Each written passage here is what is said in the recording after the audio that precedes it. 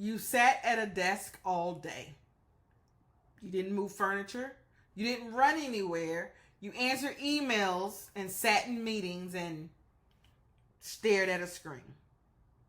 And you came home feeling like something completely wrung you out. And now you're lying in the bed wondering why you're so tired when you didn't even do anything physical. And I'm going to tell you exactly why. And it's going to change how you think about your exhaustion. Hey, I'm Belinda Harris, an HR executive and workplace wellness educator, and someone who spent years being exhausted without understanding why. And I help women in corporate who can't afford to quit learn how to survive their job without losing their health, their peace, or themselves in the process. And today, I want to talk about the kind of tired that nobody names. Not physical tired, not even stress tired. Emotional labor exhaustion. And why it is one of the most invisible and most damaging kinds of tired there is. Let's get into it. First, let me tell you what emotional labor actually is. Because most people have never heard of this term, and yet they're living it every single day. Emotional labor is the work of managing your feelings and other people's feelings as part of your job.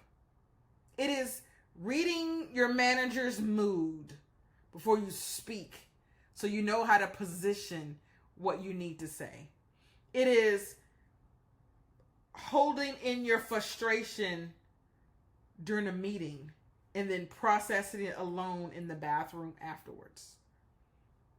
It is managing a tense dynamic on your team so it doesn't explode. It is smiling through a conversation that made you feel completely invisible. It is calculating every interaction. Will this make me look bad? Will this rock the boat? Will this cost me something I can't afford to lose right now? None of that shows up on your to-do list, but your body keeps score. And for women in corporate, especially women who need their jobs and are trying to hold everything together, this kind of labor is constant. It is relentless. And it is exhausting in a way that a good night's sleep alone cannot fix. And here's the science behind why you feel this way. And I want you to really hear this. Your body cannot tell the difference between physical danger and workplace stress. When your manager sends an unexpected message, your heart rate goes up. When there is tension in a meeting, your shoulders go to your ears. When you get a tense email, your stomach drops. When your name gets called unexpectedly, your body braces. Your nervous system responds to workplace stress the same way it responds to a physical threat. It releases the same stress hormones. It activates the same fight or flight response, which means by the end of a stressful workday, even if you never left your chair, your body has been in a low-grade stress response for hours.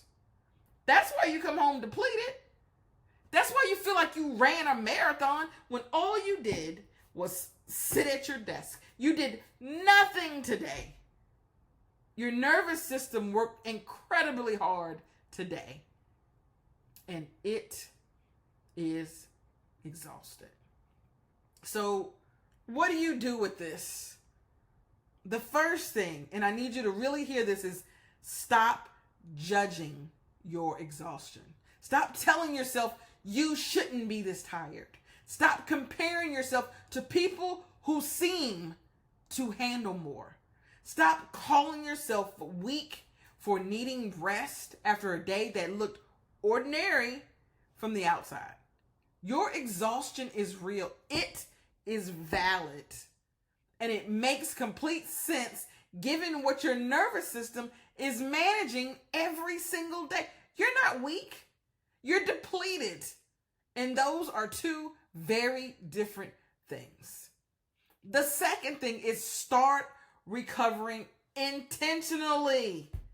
And I want to be specific here because this matters. Physical rest is not enough when exhaustion is emotional. Lying on the couch, scrolling your phone, that's not recovery. Watching the news, that's not recovery. Lying in bed thinking about tomorrow's meeting is definitely not recovery. Your nervous system needs actual restoration. And that looks different for everyone. But here are some things that actually work. 10 minutes of quiet when you get home before you start anything else. Not your phone, not the news, just quiet. Or a walk outside without headphones. Nature generally calms the nervous system. This is not just a wellness cliche. It is biology. Or time with someone who doesn't need anything from you. Someone who fills you up instead of drawing from you. Or something that makes you laugh. Not scroll, but laugh. Or stillness. Stillness. Just sitting with a cup of tea and doing absolutely nothing for a few minutes. See, these are not luxuries. They're maintenance. The same way you charge your phone before it hits zero, you have to restore your nervous system before it shuts down on you.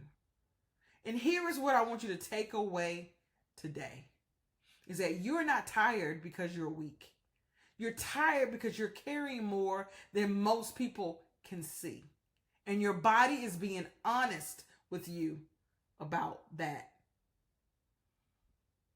This week, when you get home from work, give yourself 10 minutes before the evening demand starts. Before everyone needs something, before you jump into dinner and homework and everything else you have. 10 minutes for your nervous system to begin to recover. You have been holding a lot together. You deserve to be held to. If this resonated with you, subscribe, share with someone who needs to hear it. I will see you at work.